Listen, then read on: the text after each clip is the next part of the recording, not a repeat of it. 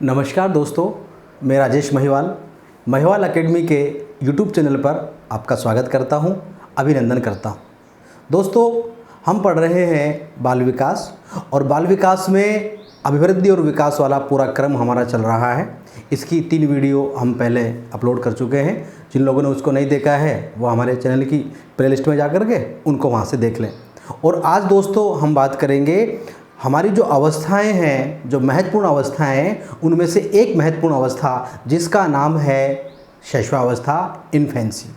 हाँ दोस्तों, आज का हमारा पूरा जो सेशन रहेगा वो इन्फेंसी पर, इन्फेंसी क्या है, उसकी क्या क्या विशेषता है, क्या उसका महत्व है, और कुछ ऐसी कोटेशंस, कुछ ऐसे जो कथन हैं एग्ज़ाम्स की दृष्टि से जो इम्पोर्टेंट हैं, जो पूछे जाते हैं, उन पर हम बात करेंगे। और दोस्तों, अगर अभी तक आपने हमारे चैनल को सब्सक्राइब नहीं किया है तो प्लीज़ आपसे मेरा अनुरोध है, आप चैनल को सब्सक्राइब करें और अपने दोस्तों को इस चीज़ों को शेयर करें ताकि उन तक ये वीडियो पहुंच सके। और साइड में जो बेल आइकन है उसे दबाना ना भूलें ताकि हमारी वीडियो आप तक सबसे पहले पहुंच सके। तो दोस्तों, आइए शुरू करते हैं आज का अपना टॉपिक, जिसका नाम है शैशवावस्था। तो देखिए दोस्तों, शैशवावस्था जिसे इंग्लिश में इन्फेंसी कहा जाता है, यदि हम विकास की अवस्थाओं के क्रम की बात करते हैं तो विकास के अवस्थाओं के क्रम में हम दोस्तों इसे दूसरी अवस्था कह सकते हैं कि ये दूसरी अवस्था है। दूसरी अवस्था दोस्तों इसलिए कि विकास की पहली अवस्था दोस्तों गर्भावस्था को माना जाता है। जो भ्रूणावस्था होती है, जो गर्भावस्था होती है, उसे विकास की पहली अवस्था माना जाता है, क्योंकि विकास गर्भावस्था से प्रारंभ हो जाता है, विकास भ्रूणावस्था से प्रारंभ हो जाता है। तो जन्म पूर्व की, यदि हम जन्म के बाद की बात करते हैं तो फिर दोस्तों ये पहली अवस्था है, लेकिन एग्ज़ाम की दृष्टि से दोस्तों ये महत्वपूर्ण अवस्था है। तो यहाँ पर बात करते हैं इसका जो समय माना गया है दोस्तों, आयुकाल जो इसका माना गया है, जो इसका समय माना गया है, वो माना गया है जन्म से लेकर के 5 वर्ष। जी हाँ दोस्तों, जन्म से लेकर के 5 वर्ष तक का जो आयुकाल होता है उसे हम शैशवावस्था के नाम से जानते हैं। यहाँ इसको अपन यूँ भी कह सकते हैं कि 0 से 5 वर्ष दोस्तों, इसे अपन क्या कह सकते हैं, 0 से 0 मतलब जन्म। तो जन्म से 5 वर्ष के आयु काल को हम शैशवावस्था या इन्फेंसी के नाम से जानते हैं दोस्तों। अब दोस्तों, ये जो इन्फेंसी है, जो शैशवावस्था है, इसके विषय में बहुत सारी बातें कही जाती हैं। इसे कहते हैं कि ये जो है जीवन का निर्माण काल है दोस्तों। इन्फेंसी को कहते हैं कि जीवन का निर्माण काल है।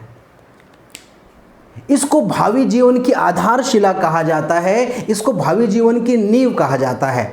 हम देख रहे हैं दोस्तों कि जितनी मजबूत हमारी नींव होती है उसके ऊपर आप कितना ही बड़ा भवन बनाते चले जाएं, भवन उतना ही मजबूत होता है। तो इसी प्रकार से यदि शैशवावस्था में बालक का विकास ठीक प्रकार से हो जाता है, यदि शैशवावस्था में उसको अच्छा एनवायरनमेंट मिल जाता है, तो फिर वो एक अच्छा किशोर, एक अच्छा प्रौढ़, एक अच्छा नागरिक बनने की स्थिति में दोस्तों आ जाता है। तो यहाँ इसलिए कहते हैं कि ये जीवन का निर्माण काल है।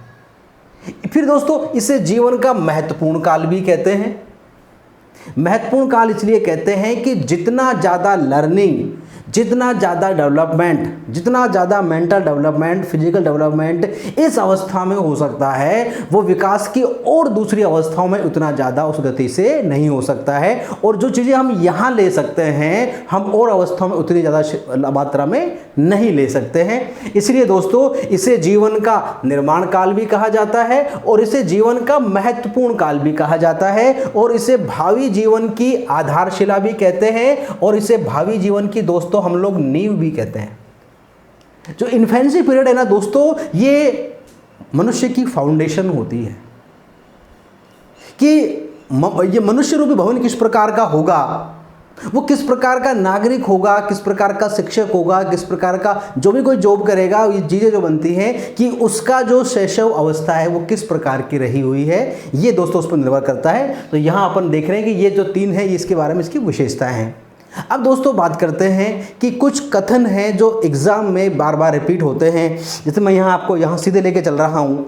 ये जो 5वां कथन है दोस्तों, इस 5वें कथन को मैंने यहाँ इस क्रम पे रख दिया था लिखते समय। लेकिन मैं आपको बता रहा हूं कि ये जो कथन है ये अब तक 3 बार एग्जाम में दोस्तों पूछा जा चुका है।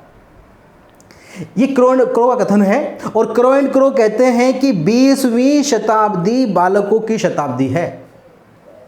शिक्षक भर्ती जो परीक्षाएं हुई हैं उसमें इसको 3 बार पूछा जा चुका है और इस बार जो आपकी परीक्षा होने जा रही है उसमें भी ये दोस्तों महत्वपूर्ण बना हुआ है। तो क्रो एंड क्रो के अनुसार 20वीं शताब्दी किसकी शताब्दी है? बालकों की शताब्दी है दोस्तों। ये एक यहाँ पर इंपॉर्टेंट कथन है। अब दोस्तों हम सीक्वेंसली बात कर रहे हैं अपने कथनों पर। तो यहाँ अपन देख रहे हैं सबसे पहला जो कथन है ना दोस्तों वो वैलेंटाइन ने कहा है। इंपॉर्टेंट कथन है, ये भी एग्जाम में ये भी आ चुका है। तो वो कहते हैं कि जीवन का आदर्श काल शैशवावस्था, मतलब यहां पर ये कहें कि शैशवावस्था जो होती है ना जीवन का मतलब कि सीखने का आदर्श काल है दोस्तों। जीवन से मतलब यहां पर क्या है दोस्तों? सीखना है। तो अपन इसको कहें कि शैशवावस्था सीखने का आदर्श काल है।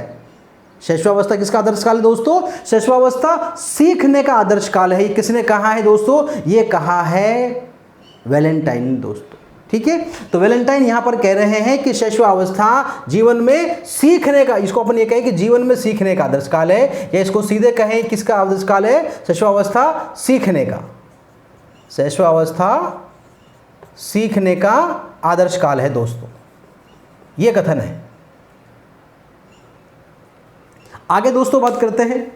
दूसरा जो कथन है वो दोस्तों सिगमंड फ्राइड ने दिया है। वो किसने दिया है? सिगमंड फ्राइड ने।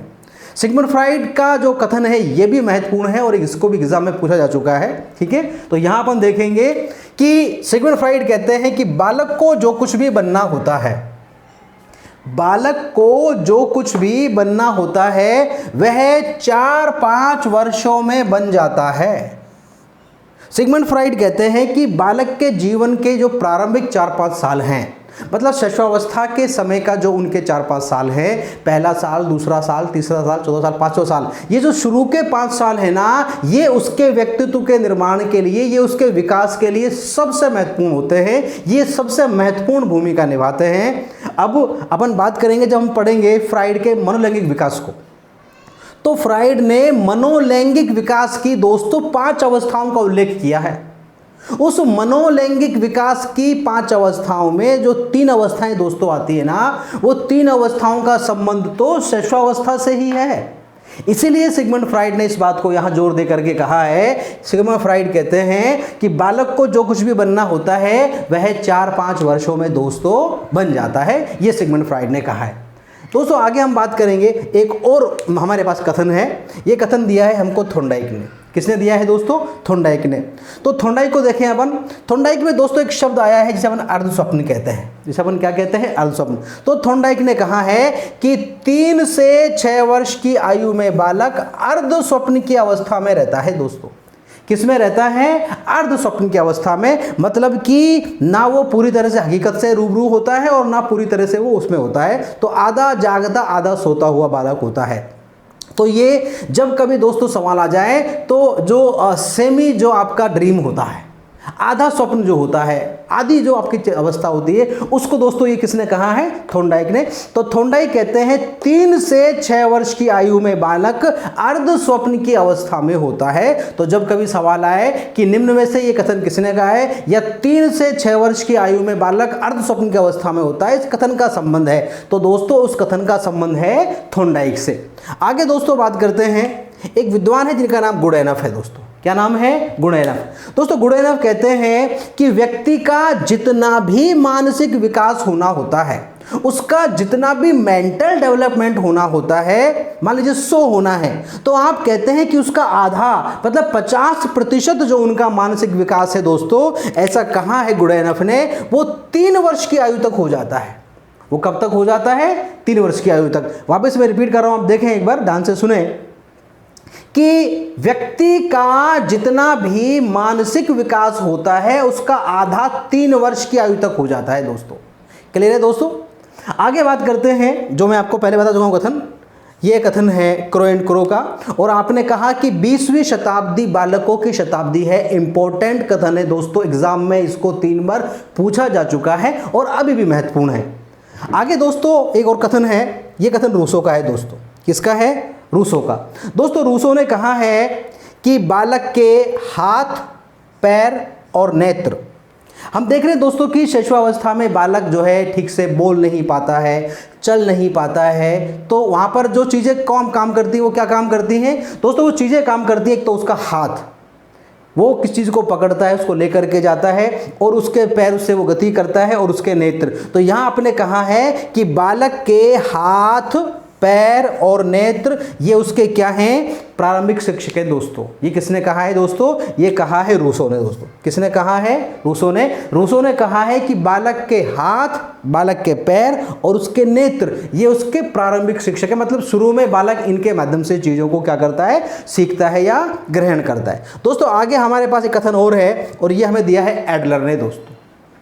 एडलर क्या कहते हैं दोस्तों? एडलर कहते हैं कि जन्म के समय के कुछ समय बाद ही ये निश्चित किया जा सकता है कि बच्चे का भविष्य में क्या स्थान होगा, उसकी क्या स्थिति होगी। ठीक है, तो यहाँ अपन देख रहे हैं कि बालक के जन्म के कुछ समय बाद ही, जब बच्चा पैदा होता है तो उसके पैदा होने कुछ समय बाद ही, 2, 4, 5, 10 दिन, 20 दिन, महीने बाद ही ये तय किया जा सकता है, ये निश्चित किया जा सकता है कि भविष्य में या जीवन में उसका क्या स्थान होगा, इसका क्या स्थान है, मतलब बच्चा क्या बनेगा। ये हम इसको कहते हैं कि पूत के पैर तो पालने में ही दिखाई दे जाते हैं। तो ये शैशवावस्था के लिए दोस्तों कहा गया है कि जन्म के कुछ समय बाद ही ये निश्चित किया जा सकता है कि जीवन में उसका क्या स्थान है या क्या स्थान उसका होगा। आगे दोस्तों बात करते हैं एक कथन जो हमें वाटसन ने दिया है। वाटसन क्या कहते हैं? देखिए, वाटसन कहते हैं कि सबसे ज़्यादा जो सीखना होता है ना वो शैशवावस्था में होता है, ये वाटसन ने कहा है। तो यहाँ आपने कहा है कि सीखने की सीमा, सीखने की जो लिमिट होती है और सीखने की जो इंटेंसिटी होती है, ठीक है, तो वाटसन कहते हैं कि सीखने की सीमा और सीखने की तीव्रता विकास की अन्य अवस्थाओं से बहुत ज़्यादा होती है। कौन सी अवस्था में दोस्तों? शैशवावस्था में। तो आपने कहा कि शैशवावस्था में सीखने की सीमा और तीव्रता विकास की अन्य अवस्थाओं से, विकास की अन्य अवस्था मतलब जो बाल्यावस्था है, शैशवावस्था या दूसरी जो अवस्था है, उनसे ज़्यादा सीखना कौन सी अवस्था में होता है दोस्तों? उनसे ज़्यादा सीखना होता है शैशवावस्था में। और ये बात दोस्तों किसने कही है? ये बात कही है वाटसन ने। क्लियर है दोस्तों? आगे बात करते हैं दोस्तों। अब अपन बात कर रहे हैं, एक कथन है हमारे पास, वो क्रो एंड क्रो का है। ये भी दोस्तों इंपॉर्टेंट कथन है, ये बार बार हमको हमारे सामने आएगा और एग्जाम की दृष्टि से भी महत्वपूर्ण है। हम जब सोशल डेवलपमेंट पढ़ेंगे तब ये आएगा, हम जो नैतिक विकास पढ़ेंगे तभी आएगा। तो यहाँ क्रो एंड क्रो ने कहा है कि जन्म के समय बालक ना नैतिक होता है ना अनैतिक होता है, ना सामाजिक होता है ना असामाजिक होता है। ये कथन है दोस्तों किसका? क्रो एंड क्रो का, कि जन्म के समय बालक ना नैतिक होता है ना अनैतिक, ना सामाजिक होता है और ना असामाजिक। वो अर्ध सामाजिक होता है, अर्ध असामाजिक होता है, वो अर्ध नैतिक होता है, अर्ध अनैतिक होता है। कभी नैतिकता उसमें आ जाती है, कभी चली जाती है, कभी लगता है कि वो बड़ा सामाजिक हो गया है, कभी लगता है कि यार ये तो बिल्कुल कैसा बेहुदा बालक है। तो कहने का मतलब ये है, क्रो एंड क्रो ने कहा है कि जन्म के समय ये निश्चित नहीं रहता है, और बाई बर्थ ना कोई सामाजिक होता है और ना असामाजिक होता है। यहाँ एनवायरनमेंट के साथ संपर्क के बाद में ही वो सामाजिक होता है और वह असामाजिक होता है। तो ये दोस्तों थे हमारे शैशवावस्था को लेकर के कुछ अपने कथन और कुछ इसकी बातें, कि कौन सा उसका समय है, कौन सी उसकी जो विशेषताएं हैं, ये अपन ने बातचीत की है दोस्तों आप इसका स्क्रीनशॉट ले लीजिए और जल्दी ही मिलेंगे नई वीडियो में। दोस्तों ये वीडियो आपको कैसी लगी? अगर वीडियो आपको अच्छी लगे तो वीडियो को लाइक करें, वीडियो को शेयर करें और प्लीज़ प्लीज़ प्लीज़ हमारे चैनल को सब्सक्राइब करें। जल्दी ही मिलेंगे नई वीडियो को साथ लेकर के। तब तक के लिए नमस्कार, जय हिंद, जय भारत।